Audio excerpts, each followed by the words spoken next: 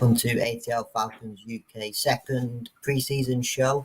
Today we've got Tricky on, Chapman, which is his first appearance, the great one who's not showing his face at the moment, and then Cameron, whose first time is on.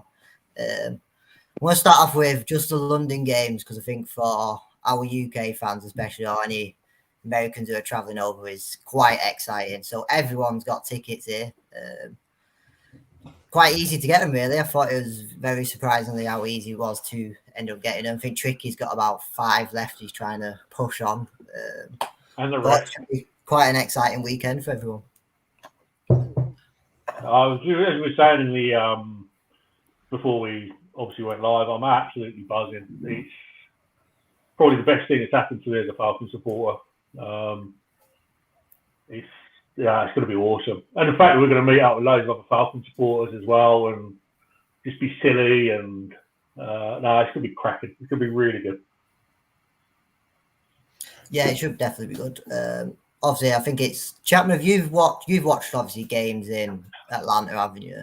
Yeah, well, I'm weirdly a season ticket holder still from London, so which is questionable on my part. But my whole family's still in Atlanta, and I travel back, so I'm very fortunate at that. But yeah, I've been grew up going to Fulton County Stadium, then the Dome, then now Mercedes-Benz. So, but it's awesome because I've met so many fans here, which is one of the things I talk about with all my Falcons friends in the States. Is like how passionate the fans are here.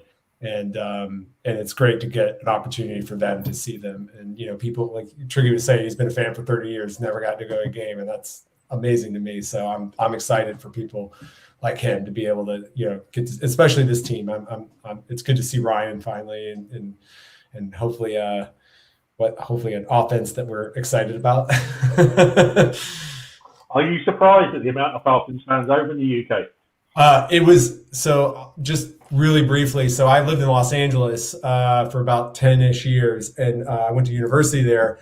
And I remember I used to have to go during the Vic years. I would go to a bar, and I'd be the only Atlanta Falcons fan. So you go to a bar just like you hear it, and, the games are all on different channels. I'd always be the only Falcons fans at these bars, and they'd be like a million Raiders fans or a ton of Eagles fans or whatever. And it was always just me. And they were always nice to me because I was by myself. And then the first Sunday weekend when I moved to London, I went to the Hippodrome, and I met like 10 British Falcons fans. It was freaking awesome. And so it just blew me away. And I felt bad for them because I'm like, why would you have ever picked the Falcons when you could 31 other teams? Wow. Especially when you have a lot of choice everywhere else. But as I said previously on previous ones, I'm a Spurs fan, so I'm used to constant disappointment. So the Falcons were just perfect choice for me. Complimentary. Yeah. The great one. Obviously, it's a bit it's like one less home game. But what's your opinion on it having games over here, or what you've heard about? Because obviously you've seen us on Twitter, etc. From a selfish standpoint, I absolutely despise it. Because I want to see my Falcons at home. But this is a lot bigger than just my needs and just the regular fan needs.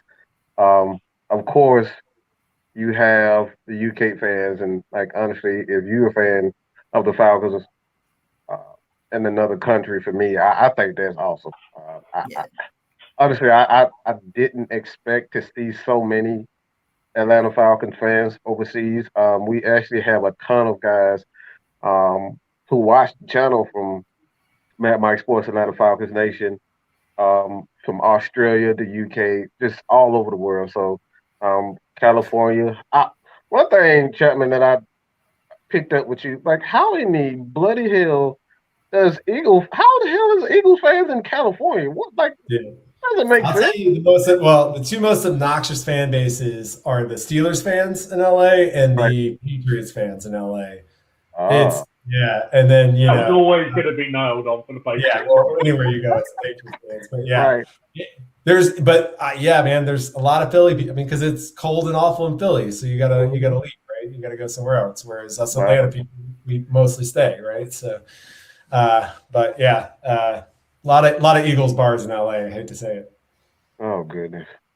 But yeah, especially this week when we announced like we've all got tickets. Like I think every Falcons fan I've spoke to or who follows us has got tickets. So I think we're arranging a pub close to the stadium on the Sunday, just so everyone can meet up then, and then hopefully try getting something sorted for the Saturday. But to see so many, I've been 2019's games for the Bucks v Panthers, and then the Wembley game, Jags v Texans, I think it was. But the atmosphere around it is great. It's you just feel part of it, and it is. But when your own team comes over, like Tricky said, like this is the first time he's ever watching Falcons. He's been a fan for 65 years or whatever it is. But before they were Falcons. But it's one of them. Like I've only been a fan for 3 years, and luckily they are coming over, obviously now. But it's going to be a great day, and hopefully it'll be a different result to the last time I was in London. Yes, absolutely. Yeah, I remember watching it. I was watching it on the TV. My God, that was falconing to the top level. I mean, that was Super Bowl falconing, wasn't it? That was that game got Mike. That was the game that got Mike Smith. That was like, you're getting of the year. I remember that. It was was the year we were on Hard Knocks as well. Yep. Oh yeah. That was a crap year. I remember that. What will be really interesting for people from the U.S. Who go to not just Falcons games, go to NFL games, who come here is they're going to see. I mean, yes, there's going to be a great contingent of probably Jets and Falcons fans, but they're going to see like all every fan goes because they just want to come and watch the NFL. So you'll see like fans of every single team, which was the guy I went to that Jags Texans game too, and it's like I wore my girlfriend and I both wore all our Falcon stuff, and like that's what's so great. My friend went with us; she's a Lions fan, and it's just like people who love football. So it's such a great atmosphere. You'll see 32 different shirts there, won't you? From everyone, and everyone just mingling and just sitting together, and it's different from soccer. The atmosphere. So no, I've honestly, I'm buzzing. I've just got to sell these other 7 tickets now. Otherwise, I'm going to be sat on my own. Yeah, have you seen our team this year? I don't think that's going to be happening. I think P's going on to like obviously Dean Pease. I think him against new rookie quarterbacks, he does perform against them. So hopefully he can pick up the defense and. I think, is it the 5th? Is it our 5th or 6th game? I think it is. One of them in it. So I think we have 5. I think it's our 6th games. We have 5 games before it. So go into decent form. Hopefully we can pick the win up. But either way, I think us and many other fans are excited to have it back anyway. Moving on to who watched. I think Tricky definitely watched it. Who watched our second preseason game anyway? I was Yeah, I watched the first half anyway. Obviously, you don't see much. I think they were licking Tua's ass completely against backups, which they didn't realise. Shame about obviously the injury to our quarterback, even though I don't think he would have been our QB2 in the end anyway. But it's always a shame to see someone pull the ACI anyway. I was obviously from the previous show, I was very critical of AJ McCarron, and I didn't want him anywhere near the setup. However, I still wouldn't want him to leave a team in that situation. I wouldn't have wished that on him. But hopefully now with the demigod coming in this week, we will. I wanted to save this. Mark's coming on in 5 minutes. I wanted to save this chat, so I'm not saying anything else.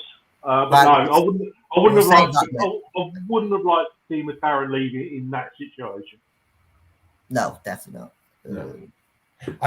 I find it interesting that Arthur Smith. So Arthur Smith did, basically rehabilitate Tannehill's, career after being with Adam Gase for all those years. But people forget that Tannehill was like a really good prospect coming out, and like Adam Gase is a quarterback killer.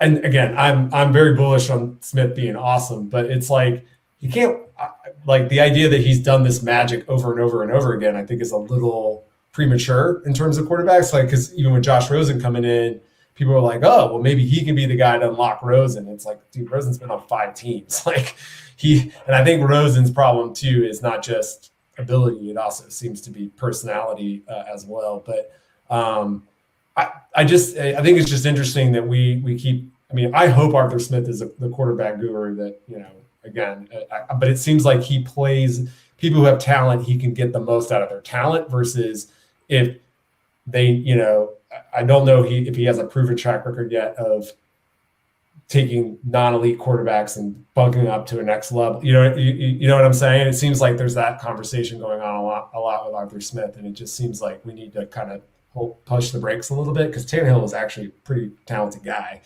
He just was in a really awful situation and he didn't perform well. I don't know. What do you guys think? Well, honestly, I think the focus is a bit off as far as the quarterback is concerned. The thing that a coach is supposed to do is create a chemistry amongst the team and get the best out of the team. So when you look at Ryan Tannehill, he didn't necessarily do the things that were, that take him to the next level. What he did was provide them with balance, offensively, running game. As far as the penalties concerned, he's very good as far as the discipline and creating, an atmosphere of accountability. So when you look at Arthur Smith, I think the focus is wrong. We should look at what he did for the team in its entirety. I think when you have a complete balance amongst, the offensive line, the running game, as well as, the lack of penalties. For years, the Falcons have been under Dan Quinn, they've been absolutely atrocious defensively as far as their penalties are concerned. So I think that should be the focus rather than him being a quarterback guru. He should be more so a chemistry guy. Yeah, it's a great point. Well, I think if you watch the mic'd up with Arthur Smith, you can see he's going to take no shit. And you're going back to what you were saying, Chapman, about Josh Rosen. He obviously you guys know this. Arizona behind a dreadful O-line, coach sacked. New coach was always going to draft Kyler Murray when he comes in, so it was on a hiding to nothing there. Traded to Miami behind a dreadful O-line. Adam Gase as coach was never going to do anything there. Right. Obviously picked up practice squad, Tampa, taken to San Francisco. But San Francisco were never going to pass on Trey Lance. So he was always going to be on a hiding to nothing there. We don't know. We don't know what Arthur Smith can do to him. The fact that he can try and say this properly. Arthur Smith is an offensive-minded coach. He can create a strong O-line for someone. Josh Rosen's not going to be number one. He's going to be a number two. But he can create a strong O-line for him to play behind, give him more chance on his feet. Because one thing about Josh Rosen is when he's pressured, he panics. And I think we've seen that at both the teams. If he's got more time in the pocket, he's more, he can hit the targets better. Mm-hmm. So I think that's going to be a little bit in his favour as well. But by the same token, I also think he's holding the space for when the tree is shaken next week and more quarterbacks are cut when they're going down to the final numbers. I mean, if you think about it, though, if Rosen or Franks go into the game because Matt Ryan comes out, we're fucked. Like, it doesn't matter. Like, Schaub had a great game last season, but let's be honest, that was not going to be that wasn't going to be consistency going forward with Schaub. That was it's a different defense. If I remember correctly, the Seattle secondary was kind of depleted. I mean, you're going to do what you're going to do. I think that this will be an interesting offense for Rosen and Franks both, because I really think, to be honest, they're cut from the same cloth as far as if they can stay in the pocket and throw, they're okay. But if they have to roll out, if they have to get out of the pocket, Franks just gives it up and runs. I mean, he's done that. I think he has more rushing yards right now than passing yards. And not exactly something you want to see outside of maybe Lamar Jackson. But with Rosen, he's still trying to find his own. He hasn't been, to y'all's point, he hasn't had decent situations to be in. He was on the practice squad in Tampa Bay. That's the closest to an actual legit quarterback that he's gotten to learn behind. Now he's going to have, provided he makes the 53, he's going to be, sitting with Matt Ryan for quite some time through the season, and potentially seasons, the next couple of seasons. But I don't know. I think that a lot of the Rosen impact is kind of overblown. He's a second string quarterback. If Matt Ryan goes down, we might as well pack it in for the season. Well, there's going down and there's getting injured, right? And it's like Schaub could win you a game or two, and if you need that, that's great to have. Right. Like you say, if he goes down, then let's just start thinking about draft. If he's out for a game due to whatever, due to minor injury, which I hope doesn't happen, or whatever. Sure, we could scheme something up to be competitive, but consistency is the key, and I just don't see that. I just don't see that happening. There can't be that much out on the market anyway. I mean, obviously, Arthur Smith's seen something over Blake Bortles, for example. Worked them both out. He's obviously seen something over Josh Rosen to bring him in and not bring Blake Bortles in. Did I read that they are bringing in Blake to work out? They already did. Oh, they already did. Yeah, they did before they signed Rosen. Okay. And Bortles is an interesting character. He's a less good Brett Favre. Favre. For those keeping score at home, that never got to see Favre play, he would take the ball and he would throw it downfield. Sometimes he would look before he threw it, but he just chucked it. And it worked out for him because he had some really good receivers. They actually invested in the offense when he was there, unlike Aaron Rodgers. So he made a lot of really good plays.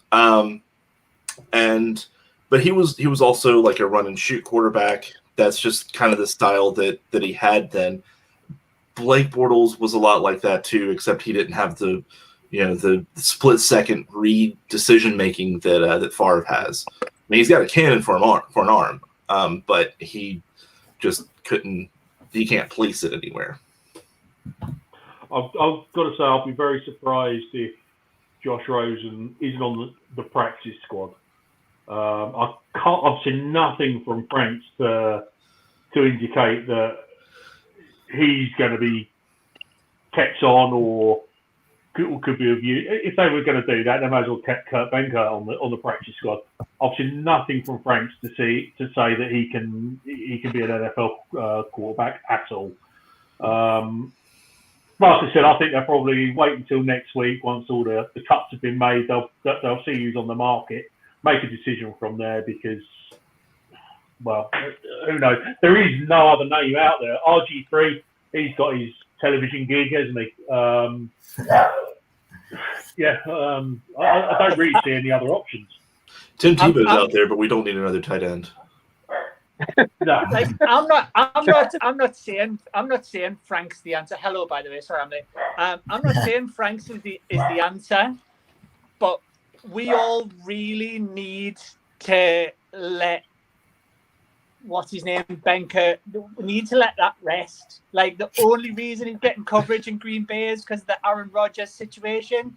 Nobody gave him a chance because he wasn't good enough. And, like, everyone needs to swallow that pill. I know we all loved him because he was a nice guy, but guys, come on, let's fucking grow up. Like, he's not the answer either. So, like, I don't mean to just come in and, like, slap my dick on your heads, Tricky, but, like, you just need to drop it. Everyone needs to drop it. Benker wasn't good enough. It's okay. No, we he can wasn't. say it. He wasn't. I totally agree. But Philippe Franks is worse. I think it's unfair to put Franks in that category. Yeah. I mean, he was an undrafted quarterback who was brought in to be a project and to work on. He wasn't supposed to be in this role, right? And I think he's got a lot to work on. And he's undrafted. He was brought in to just see what he might have over the next couple of years. So I think that microscope's a little rough for him, you know. I think Frank should make the practice squad. I mean, even if it is just as a backup to a backup, okay, he's got mobility, and I know everyone almost creamed when we seen mobile quarterback for the first time in a while. Everyone was up in arms because of those 30-odd yards he got in that one game. It was actually good to see anyone run the ball. It's great, but mobile QBs don't necessarily win anything. So, like, we've all established that. Come on, but like Chapman said, you know, it was a project. He should make the practice squad. I don't think he's. He certainly didn't look as bad as McCarron did at times. I slightly disagree. With you all for this fact and this fact only. When you look at Dean Pease, he's a defensive coordinator that knows how to extend games and keep, quarterbacks as well as Arthur Smith. They know how to extend games. So they're going to draw up a game plan where they're going to eat a lot of clock. So they're not going to ask Frank to do a lot. They're not going to ask Rosen to do a lot. What they're going to do, they're going to lean on the running game. And I believe when you look at the Atlanta Falcons, one of the things that I despise most about Dirk Cutter, and I really mean despise, is that he never cared to extend the game. He was always in it to kill it. And that's a recipe for disaster. So when you look at Philippe Franks, I actually believe if they go to a more conservative football, extend the game plan, I think he would be an asset. It would be an extension of what Baltimore does with Lamar Jackson. He doesn't throw the ball quite often. They lean on the run. So if he can, do those RPOs, run here and now, we know what he can do in the pocket. We've seen what he can do in the pocket. So if you extend, play solid defense, but this is strictly reliant on the defense. If the defense is much improved, and we have, I think we have two quarterbacks that could, just don't make mistakes. And I think Felipe will be an asset as far as, not making a lot of mistakes. Don't ask them to throw 30 times in the game, because even 20 times in the game at this point in time in his career. 10, 5. He's just taken Hill 2.0. That's all he is. No, nothing. I agree. I think it's a good point, and I think we just there's so much uncertainty. I think we're all sitting here going, we could do this, we could do that. We can either read into the preseason or not. I'm not, because I'm forever the optimist. But listen, I need Josh Rosen on the team because I've managed to do something with my old. All right, so I need to wear this. I've just got to work out how to change the 1 to a 6, and then I'm sorted. What? I didn't know this was a comedy show too. Oh my god! Tricky, for fuck's sake. Listen, if you're wearing that shit at Wembley, I ain't standing anywhere near you. Sorry. Hey, what's wrong with that? What's wrong with that? Oh, I think I've done a pretty good job. Wow. Hey, listen, it's better than burning it. It cost me too much money to burn. Yeah, the Titans also spent a lot of money on that jersey, and they haven't gotten a whole lot out of it yet. No, He's had, exactly. his third practice. Right. It's I can't wait to see the fans of the Titans just cry. Backlash. The Julio jerseys will age well. Don't worry. Just keep them. You know, you in a few years you'll be excited to have them back out. You know, Hall of Fame Day, all that. Yeah. Oh, yeah. No, So- you're all right. Don't worry about that time where he shat on us. It's fine. He hasn't played for the Titans. Yeah, it's all good. It's all good. Fuck it. I got nothing but love for Julio. You're not going to hear anything bad from me. I don't know who you're talking about. Going to some of the cut. Go on, Matt. Finish off. I was just going to say, Carl, that I wish the man well. That's all I was going to say. That's fine. Going through the cuts we've made, was any surprising ones from you? I think the only one that I thought would be surprising was that Hawkins, but he's obviously not performed that well enough, basically. I thought they would have given him this weekend as well, because obviously there's only one game left, but that Huntley looks, is it Huntley? I think it is. Looks quite of a sharp guy, so I think he may be making the 53, or a better chance to make the 53 anyway. Hawkins was on a hiding to nothing the fact that he's got the stature of Gary Coleman. I mean, you can be short and play running back. What I saw, and there's a video that's been circulating in the Twitter sphere about showing him going down before a tackle, and yeah, that was one play shown, but that's kind of how he spent the entire preseason. He avoided contact where he could. You know, he views himself as a scat back, and we don't have that here. You know, our RB1 is Mike Davis. Our RB2 is Mike Davis's quads. And then, you know, and they list, you know, Cordell Patterson as RB2, but we all know it's Ollison who's going to spell Davis. Yeah, because they're built the same. And I know there are a couple of pundits that were like, you know, Ollison didn't have a very good game. I mean, he still had, you know, 3 yards per carry behind second string line versus the first string Dolphins defense. So I'm gonna say that's okay. Like, but yeah, I mean, Hawkins just he will do well. I was actually surprised that he didn't get picked up by San Francisco, because they want like 10 RBs on their roster. But he also fits that mold. It's that, you know, Shannon's got that, you know, one cut zone run. He's definitely a one cut guy. So, and you know, I think he'll hold on to the practice squad in the Titans for a while. But I don't know. He just didn't seem. He seemed out of place in what Arthur Smith has been trying to do here. Mm-hmm. yeah. As I said about the mic'd up, you can see he's taking no shit, is he? He's not messing around. So Yeah. you start bottling out of challenges like that, and then you're going to be out the door. He's not going to take any sort of shit. I'd love to have Smith mic'd up every session, because it'd probably be the best you'll listen to. Conflict. Oh yeah.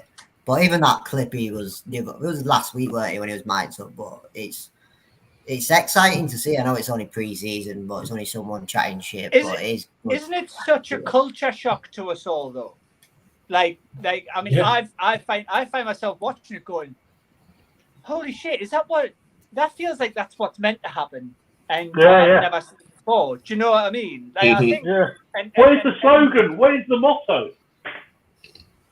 I like a slogan. I'm not gonna lie. I'm a sucker for a slogan, but it's nice to kind of know that like what we're doing is a bit more just no fucking nonsense. And I've never experienced that as a Falcons fan. So you know, it's certainly a refreshing change. Yeah, I would say the last no nonsense coach that we had would probably be Dan Reeves. He didn't. I mean, he had a heart attack and then was back the next game. Like, it's like, yep, I'm good. So, everybody that we've had has been just characters. Even Jim Mora, who he was just, I don't know, he was just an asshole. You have Bobby Petrino, who's Xerox fan. No, don't mention that. That's No, why you. Mora was a player's coach. Yeah, but Petrino was awful. But like Mike Smith started as a disciplinarian, but He was like a fake tough guy. Mike Smith was No. a fake tough guy. He was so wimpy. That dude was. He was not. Look, he was old school. It was he was just more interested in his McDonald's and Ford endorsements than he was coaching football. Let's be honest. Oh my goodness. The thing that was disappointing about Dan Quinn was that it was clear what was not working like 2 seasons ago, and then he never. And he was always priding himself on learning. Yeah. And he does all this new. He was progressive, for an NFL coach, but like he didn't change. He didn't change anything, or at least not that we saw. No. Yeah, it just felt like, and the culture just was broken, and he just couldn't do anything to fix it. So. Culture change. That's why I see it. Is Tricky frozen for anybody else looking like he's about to headbutt somebody? Oh, he's just gone. Oh, there he is. There he is. That was Mike's fault because he mentioned Bobby Petrino, and as soon as he did that, my computer went deep shit.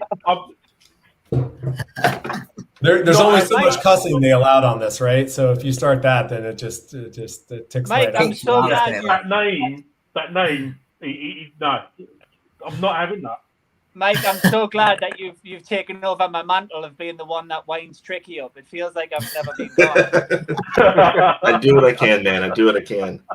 But I mean, as soon as he mentioned that name, my computer went tits up. So can I just ask you all a question? Because I've seen this. I can't remember where I've seen it. To be honest with you, it was one of my scrolls through social media today, and apparently there's potential that the released list is going to include Derby. Now I don't know if that was just a really bad take from somebody, but I certainly haven't seen a lot from him. I can't say I've seen a lot from him this far, but I haven't watched all the games. So I'm with you, Mark. I've seen some of the people doing their unofficial 53, and Derby's not listed in the wide receivers. They've gone for Tajay Sharp, and so that's an interesting one. Whether they're going to risk sticking him on the practice squad, or they'll probably make him protected on the practice squad, because now that they've got it's not just 10 guys anymore. There's like 17 different classifications or something for practice squad. But I do think, and I also agree that the answer going 2 and 15. I mean, I don't care. I agree. But I think Darby is going to be good, but there has to be room for him, and it's not going to be this year.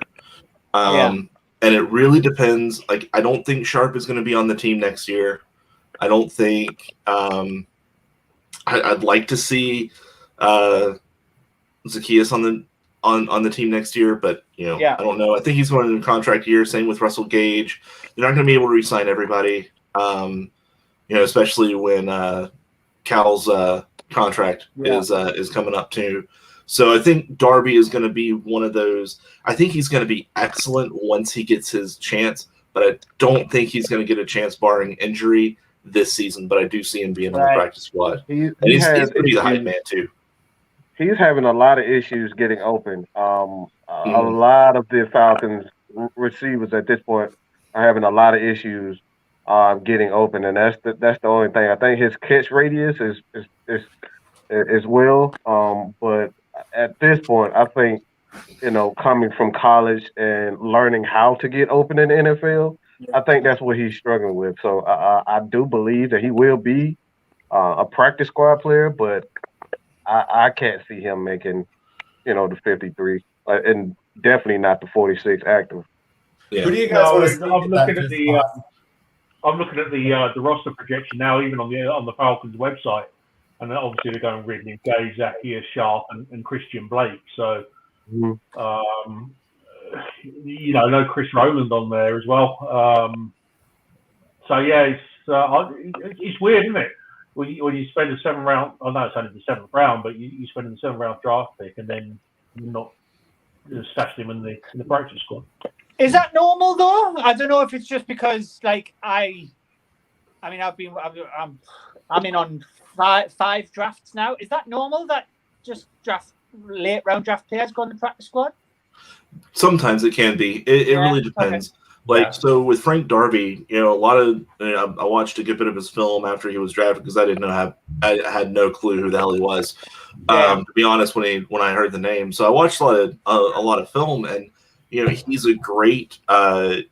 He's one of those guys that you put on the outside, and you just have him run, and and that's and that did well for him in college, but you're not going to be outrunning people who are going to be like an accountant next year. Yeah.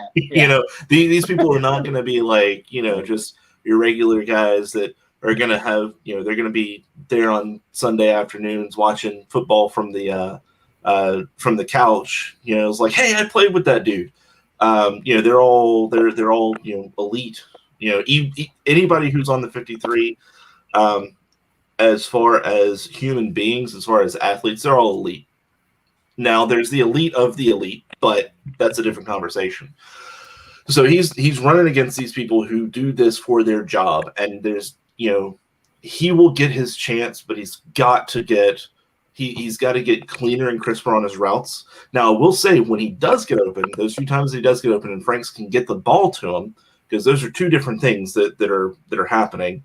He has to get open, but Franks also has to get the ball to him.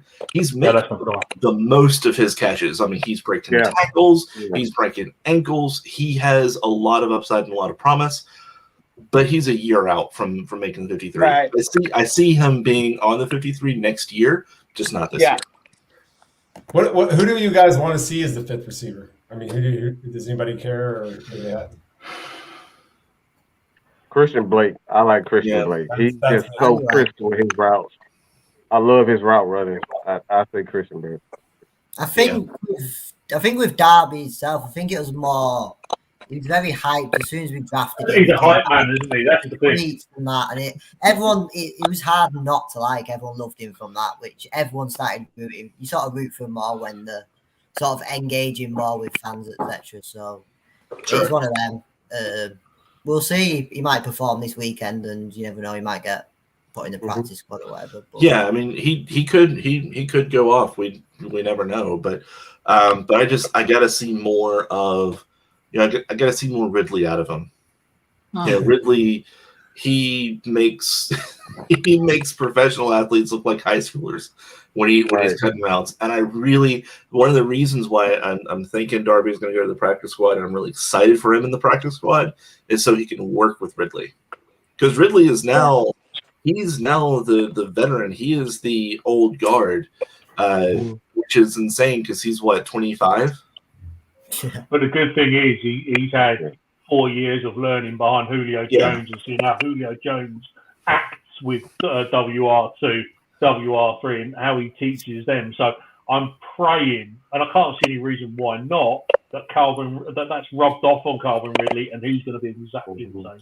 Yeah, with the number 2 and with the number 3. Calvin hasn't even reached his peak yet, too. He's going to get back now. Yeah. And he was awesome last year, barring it, so And this is kind of a hot take, but I think the last couple of years he has outplayed Julio Jones. Jones was a phenomenal route runner.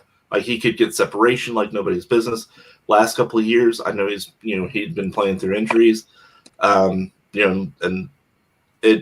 he wasn't crisp like he was. He still had the speed. He still had the top end speed. He could beat you anywhere.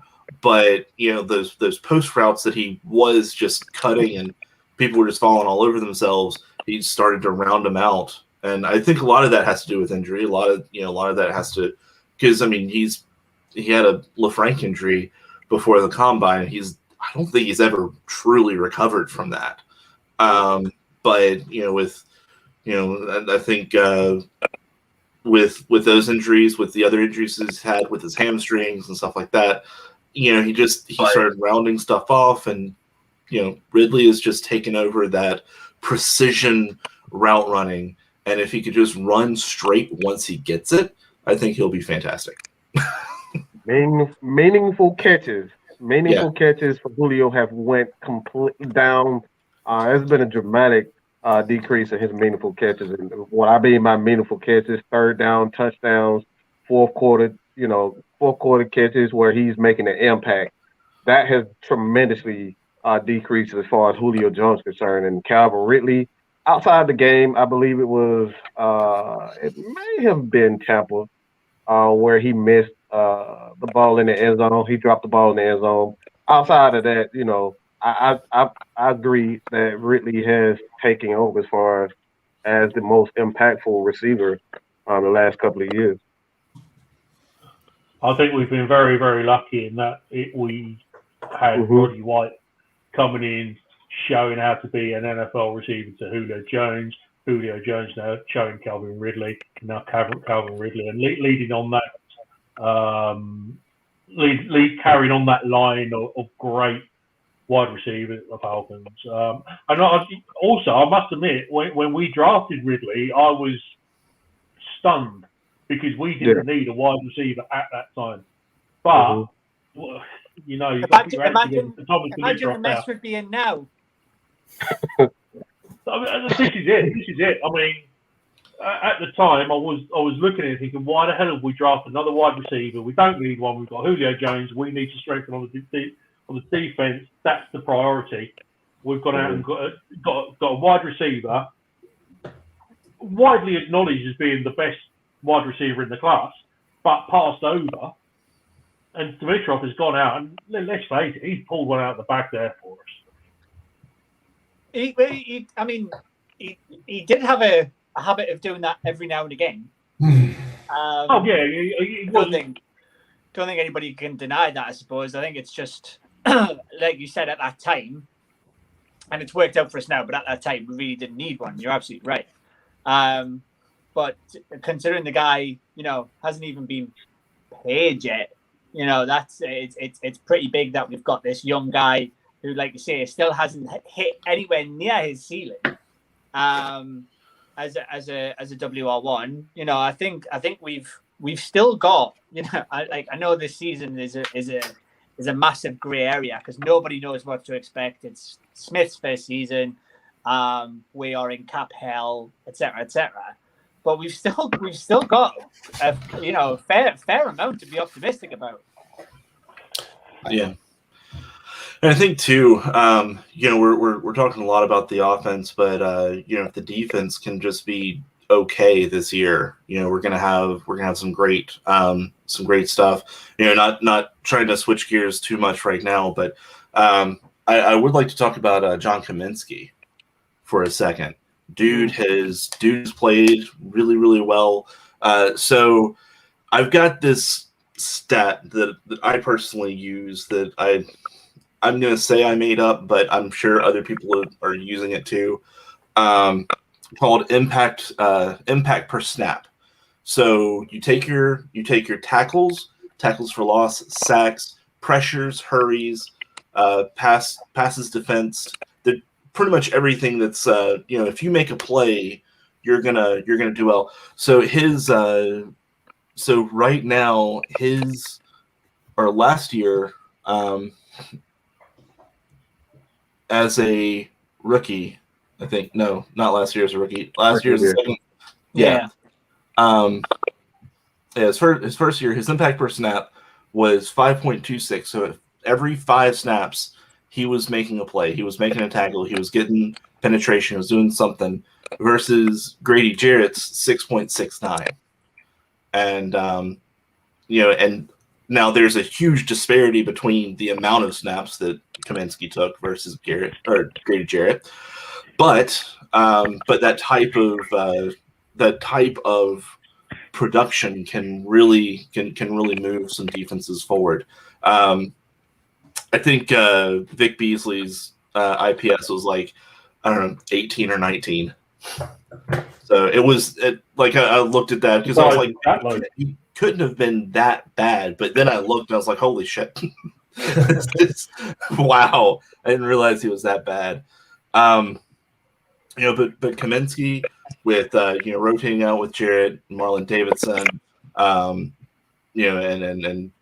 Bullard, everybody who's going to be on the interior, on the exterior, on that line, they're gonna eat. I think. The biggest thing is with last year, it's not that big of a difference between last year's squad and this year's squad.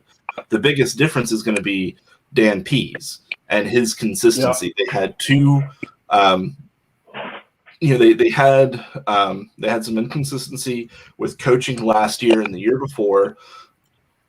Things got kind of crazy.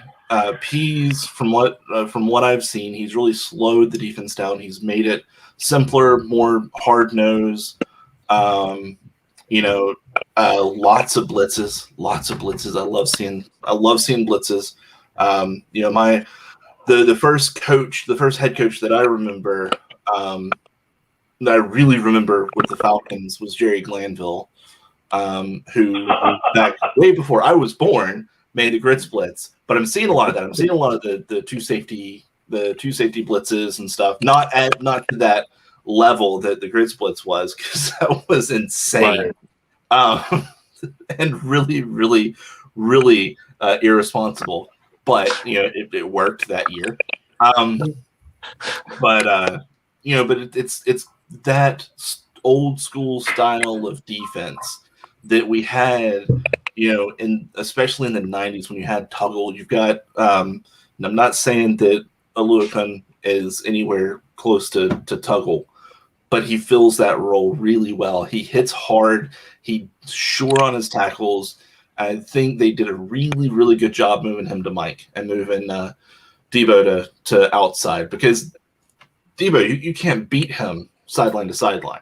So putting him out on the perimeter and having Oluokun come in and command that defense, I think we're going to see a big difference between this year and last year. They're not a top 10 defense to me right now, but I mean they're a top half defense.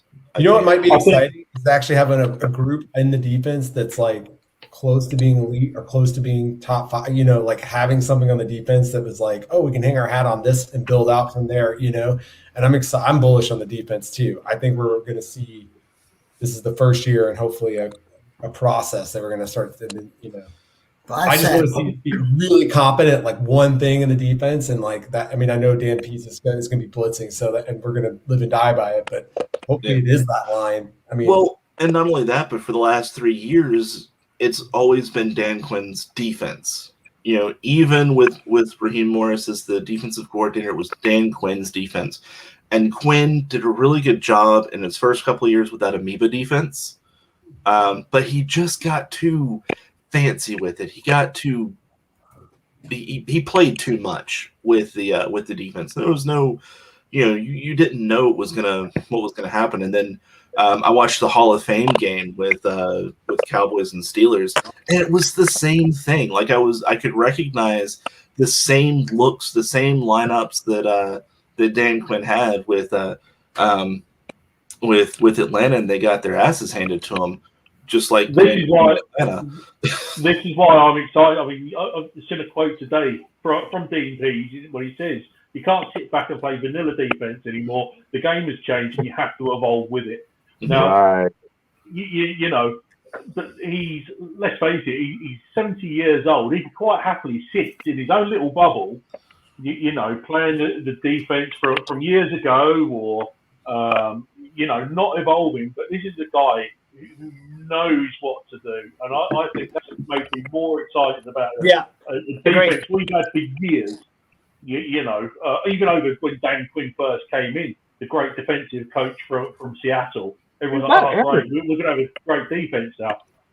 This is making me more excited about that. It's really just simple. He's not an arrogant prick like Dan Quinn. Absolutely, Dan Quinn is an arrogant prick. He believes that whatever he does, cover 3 is going to win. That's what he believes. I have Grady Jarrett. I have Dion. My cover 3 is going to win. You can't win in the NFL being the arrogant prick. That's the biggest difference. You have to make adjustments. If you don't make adjustments, you're going to get beat. Period. Point blank. I said, as soon as DMPs came in, I said he's the biggest signing we've made this year. Yeah, absolutely. And I haven't our defense was 31st, was it? I think I mentioned it every week. And even if you go up 6 or 7 spots, he's going to improve. You know what our offense can do. Yeah. And I think if our run game overall improves, Matt Ryan instantly improves. But on our defense I think it's going to be exciting to watch. It's going to be last few years. I've only been fans like 2 years, but watching the defense, it's like what am I watching? Like, is it just headless chicken running around at times? But this is where I'm going to be excited when we are defending at times. It's going to be an exciting and our defense used to be good. Like, even just like with Mike Smith's defense, they weren't great, but they were good. And then you don't see like a dominant defense until you again get back to the Dan Reeves era. Where they're just where they've got like Jesse Tuggle and Keith Brooking at linebacker, and Rod Smith and everybody, and later on Chuck Smith. But I mean, it's just they're that was just a completely different time. And with Pease, with his experience, he can take and mold these younger players.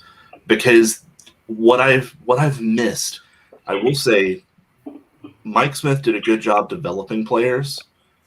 Dan Quinn never made an effort to develop players. Dan Quinn, this may sound controversial, I don't know. Dan Quinn, his first season, and when he's coming, not first season, sorry, second season, the best signing he made that second season was Dwight Freeney. He was the one who supported our defense, got our defense working over Dan Quinn.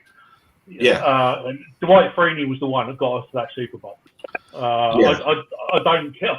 It may sound controversial, but that's what I truly, truly believe. I don't think that Dan Quinn got lucky when he came to the Falcons, and that he got he had a pretty good defense already waiting for him, and it was just strengthened when Dwight Freeney came in. Yeah, and to that point too, Dwight Freeney made Vic Beasley look like Minnesota Vikings Ray Edwards. Yeah. After he left, he was Atlanta Falcons Ray Edwards. Yeah. But like, deep cut, man. but I mean, yeah, I completely agree. Freeney took a lot of people off of the rest of the defense, so that you had like Grady Jarrett and Vic Beasley and the like to freed them up to make plays. I mean, Freeney's stat line wasn't terrific while he was here, but this defense around him, all of their stats went up, and I don't think they would have made that Super Bowl run with all those rookies without Dwight Freeney. I completely agree with that. Are we going to beat the Browns? No. Before we wrap it up, I'm just going to. Tricky's already gave his. We're going to do another show next week anyway, and it'll be just weekly from that. And we're going to try getting a few guests on when we can. But we've not done predictions, so we'll do quick predictions from Chapman, Mike, and then we'll end it on there. So, Chapman, you can start with the predictions. Your predictions anyway, or any hot takes you might have with it. What I'm hoping to see, I don't have any hot takes in terms of like what's going to happen in the game, but what I'm excited to see is seeing some of these position battles and see who comes out. We obviously are very thin when it comes to backups in a lot of places. So, but I hope we see a really competent team play, like at least in the first 2 quarters, and then it always devolves up to that. I'm also excited to see the Browns are a real tough team. They're a running team. They're a hard defensive team, so I think it's a great just sort of see how we match up against them. I felt like last week we improved obviously from the week before. It doesn't really matter if we win. I hope we could see Kyle Pitts catch a couple passes. That'd be really nice. I don't know if we're going to see any of those people, but I think it would be great to just see a little bit of what's going to be coming. But I don't expect us to win because I don't think we've got the backup in the quarterback position to actually do that right. So, what about your season record? Oh boy, Season record. I think we're an 8-win team in this 17-game season. So that 8-9 is where I'm kind of seeing us. I don't know. As Mike was saying, he's getting me all excited about this defense now. So that defense improves more than 7 to 8, 9, 10 spots. Maybe we're sneaking around 9 or 10 wins. Maybe I'd love to see it. And I'm just being cautiously open. I'm being very cautiously optimistic about the Arthur Smith regime, and I do that only because I bought so hard into Dan Quinn, and got burned pretty bad. So I'm going to be cautious. That's my time.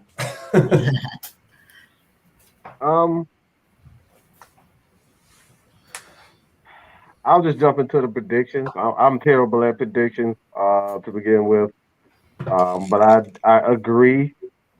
I would say 8-9 win season, but I think anything over that has everything to do with 2 things. The running game, first and foremost. If the running game is dramatically improved, then this is a playoff team. I don't like you have Matt Ryan at the helm. Matt Ryan with a running game, he's going to get you to the playoffs. To the defense, and I don't care about sacks. I don't care about being top 10 because none of that crap matters at all. Because we saw San Francisco, they get to the playoffs. They were they was a top 5 defense, top 2, top 3, and they completely bombed in the Super Bowl. So I don't care about top 10 defenses. I care about opportunistic defenses who can get turnovers and timely stops. That's what I care about most. So when I look at the Atlanta Falcons, I want to see timely stops. I want to see these guys bat balls down. I want to see someone kick somebody in the nuts. I want to see someone get angry. I want to see dirty, disgusting football. That's what I want. I'm sick and tired of these soft Atlanta Falcons. I need an Ndamukong Suh. I need someone to step up and say, guess what? I'm the tough guy of this team. All right? Whether it's the coach or player, I need to see that. So that's what I'm focused more so on, I guess, the attitude and, the tone of the team. I need to see a completely different Atlanta Falcons team. If this team is going to make it to the Super Bowl or even the playoffs, I have to see that change outside of Matt Ryan, because we know Matt Ryan has that dog. We know Matt Ryan is Matt Ryan, but I need to see Grady Jarrett, Deion, someone step on the defensive side of the ball and say, guess what? Matt is not going to be doing this all by himself. He needs help. All right? And I'm that guy. That's what I need to see most. I like it. I'm quite pessimistic about our running game. Because I am. I know Arthur Smith's got this great running game with Derek and what have you, but Mike Davis has had one decent season, and I want him to have another Panthers season. I don't want him to have a Bear season, and this is or a Seattle season. I want him to, and that's what I'm worried about. Him regressing back to those days, because if he does, we're fucked, basically. So I don't know. I'm hoping. I think this is why I wanted Mike Davis to get more reps in pre-season, because he's had one decent season, and that's what's worrying me. So I think as far as predictions go for this weekend, I don't think the Falcons are going to win because I don't think Arthur Smith right now is interested in winning. He's interested in evaluating. Yeah. It's just, if we win, great. If we don't, who the fuck cares? As far as like for the regular season, I've got a couple of hot takes. Number 1, 11-6. I'm going through the schedule right now. I think we're gonna have 11-6. I think our 10th win is gonna come against the Bills because they're gonna forfeit because Cole Beasley's gonna get the whole damn organization sick. And then we'll wrap up the season with our sweep of the Saints. We're gonna sweep the Saints, Panthers, split with Tampa Bay, and go in as a wild card. I think Tampa Bay is gonna have a better record because let's be honest, they're a better team right now. But I think we're gonna split with them. We're gonna sweep the rest of the division, go on to a wild card. That means you think the Saints are going to suck this year. At least I'm reading those tea leaves. So you can take that sentiment to every year. The Saints suck.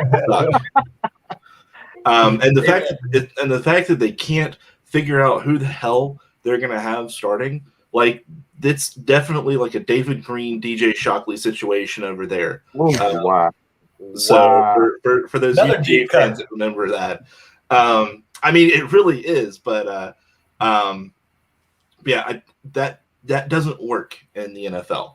That has never worked in the NFL. If you've got 2 starting quarterbacks, you've got no starting quarterbacks. And yes, I took that from Madden 21.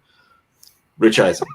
But I always thought that was Bill. What's his name? Giants head coach.